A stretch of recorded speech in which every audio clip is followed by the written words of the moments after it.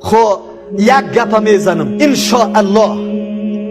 انشاءالله ملت به مثل سابق خو برده نیست، ملت به مثل سابق دنبال روام نیست، ملت به مثل سابق اینقدر غافل هم نیست.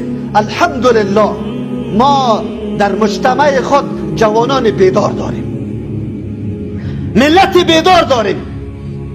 این جنگا و این فرازنشی به انقلابا ما را بسیار آموخته. ما امروز گل نمیخوریم.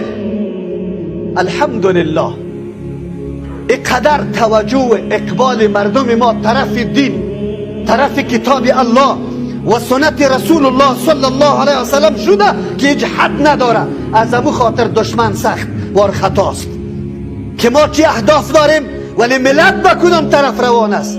با ملا صاحب محترم